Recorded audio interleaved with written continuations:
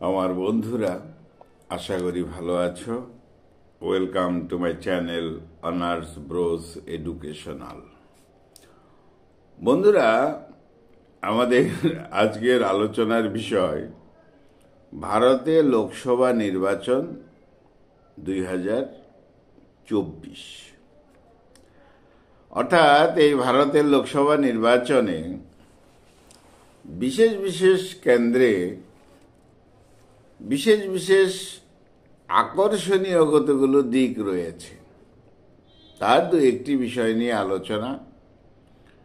আজকের সেই আকর্ষণীয় বিষয়টি হল পশ্চিমবঙ্গের কৃষ্ণনগর লোকসভা কেন্দ্রে থেকে বিজেপির মনোনীত প্রার্থী মাননীয়া অমৃতা রায়, যিনি রানীমা বা রাজমাতা,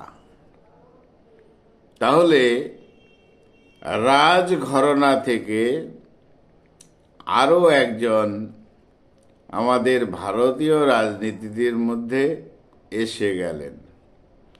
তাই আজকে আমাদের আলোচনা বিষয় পশ্চিমবঙ্গের কৃষ্ণনগর থেকে বিজেপি মনোনীত প্রার্থী রানীমা রাজমাতা মাননীয়া অমৃতা রায়। কিছুদিন আগে অর্থাৎ 20-3-2024 এই দিনে তিনি বিজেপিতে যোগদান করেন।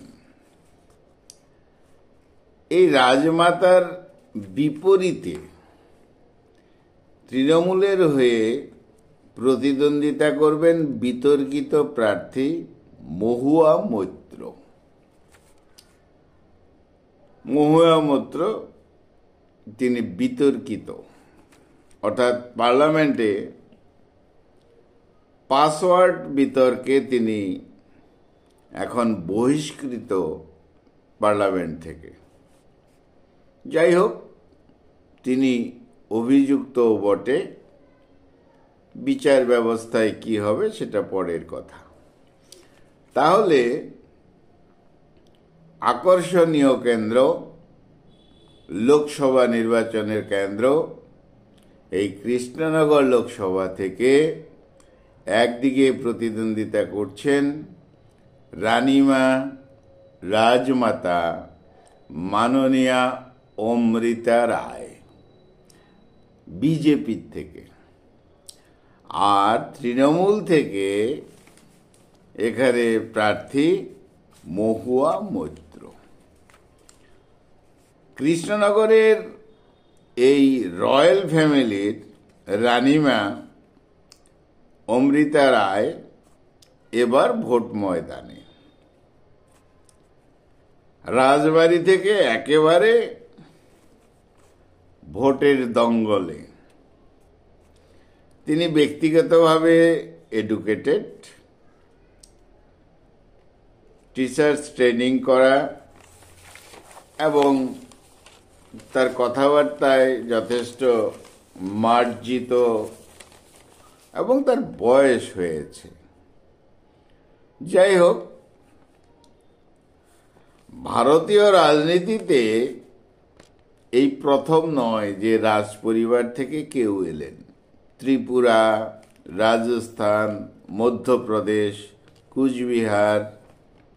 কোচবিহারের বিষয়টা অনেক আগের, তবু একাধিক রাজ পরিবার থেকে রাজনীতিতে এসেছেন। এবার বাংলায় কৃষ্ণনগরের রাজমাতা, মূলত নদিয়ার। যাই হোক, কুচবিহারের রাজমাতার কথা বলা হলো গায়ত্রী দেবী। তিনি ইন্দিরা গান্ধীর সময় বিশেষ বিশেষ একটা পলিটিক্যাল ফিগার ছিলেন, গায়ত্রী দেবী। তিনি এখন নেই। যাই হোক, রাজা কৃষ্ণচন্দ্রের পরিবারের সদস্য এই রাজমাতা অমৃতা রায়। তার স্বামী সৌমিশচন্দ্র রায়। সৌমিশচন্দ্র রায় কৃষ্ণনগরের মানুষ তাকে রানীমা বলেই সম্বোধন করেন। 1961 সালে এই রানীমার জন্ম। বিবাহ বন্ধনে আবদ্ধ হয়েছিলেন 1981-তে। কলকাতার লা মার্টিন স্কুলে তিনি পড়াশোনা করতেন। একাদশ দ্বাদশ তিনি রানী বিড়লা কলেজ থেকে করেছেন। স্নাতক করেছেন কলকাতা লরেটো হাউস থেকে। এই রানীমার এক পুত্র মনীশ চন্দ্র রায়, তিনি কলকাতা হাইকোর্টের আইনজীবী। ডক্টর শ্যামাপ্রসাদ মুখার্জি, যার হাত ধরে ভারতে এই বিজেপি দল, ডক্টর শ্যামাপ্রসাদ মুখার্জির সাথে পরিচয় ছিল এই রাজ পরিবারের। যাই হোক, তাহলে আমাদের রাজা কৃষ্ণচন্দ্র রায়, যেটা ইতিহাস রয়েছে, রাজা কৃষ্ণচন্দ্র রায়, তার জীবৎকাল ছিল 1710 থেকে 1783। অর্থাৎ রাজা কৃষ্ণচন্দ্র রায় ওয়াজ এ রাজা और জমিদার বলা যেতে পারে ইন নদিয়াতে ফ্রম 1728 to 1782। জন্মকাল তার 1710, কিন্তু তিনি যে রাজা কৃষ্ণচন্দ্র, তার যে সময়কাল 1728 থেকে 1782। He belonged to the Nadia Raj family. যাই হোক, এই কৃষ্ণচন্দ্র রায় রাজা, তার বাবা ছিলেন রঘুরাম রায়।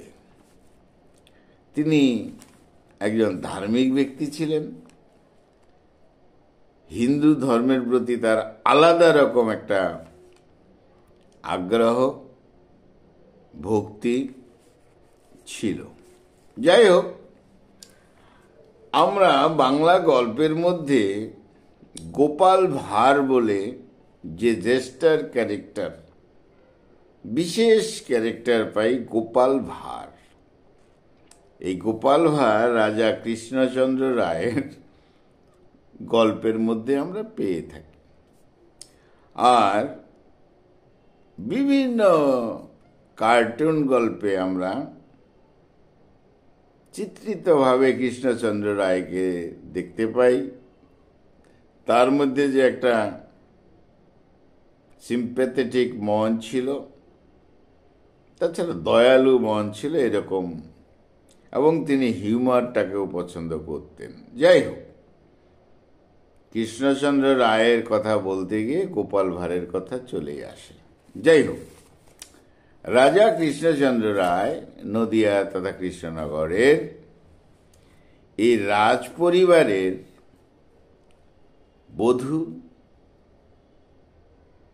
রানীমা, রাজমাতা মাননীয়া অমৃতা রায়, তিনি এবার রাজনীতিতে, বিজেপির রাজনীতিতে। যাই হোক, তার বিপরীতে বিতর্কিত তৃণমূলের প্রার্থী মহুয়া মৈত্র। দেখা যাক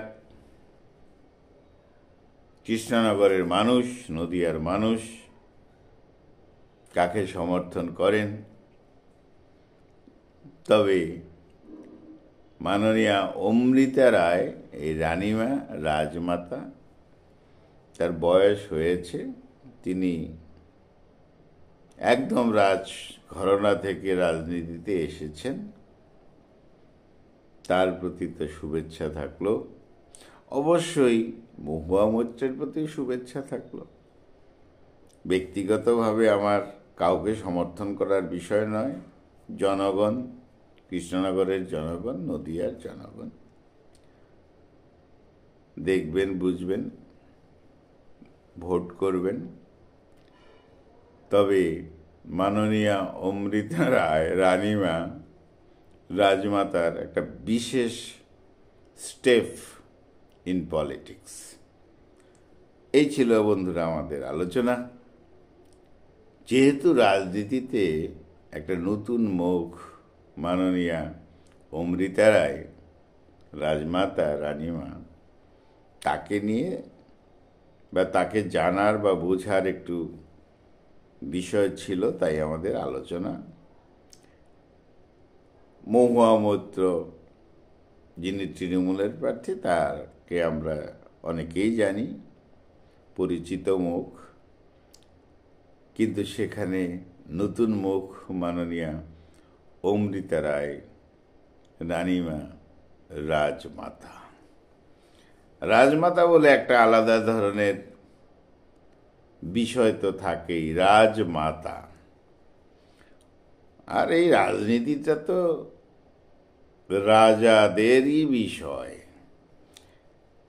এখন আমরা গণতান্ত্রিক বিষয়ে সবাই, সাধারণ মানুষও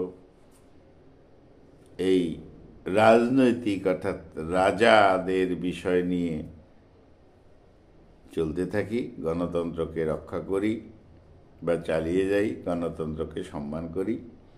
তা সেই রকম গণতন্ত্রের জায়গায় যদি রাজাদের কেউ আসে, তাহলে আলাদা একটা গ্ল্যামার, সম্মান ইত্যাদি থাকে। যাই হোক, তাহলে আমাদের আজকের আলোচনার বিষয় ছিল বিশেষ করে বিজেপি মনোনীত প্রার্থী এই কৃষ্ণনগর লোকসভা কেন্দ্রে নদিয়ার রাজা কৃষ্ণচন্দ্র, তার পরিবারের, রয়্যাল ফ্যামিলির, রাজ পরিবারের গৃহবধূ মাতা রানীমা রাজমাতা মাননীয়া অমৃতা রায়।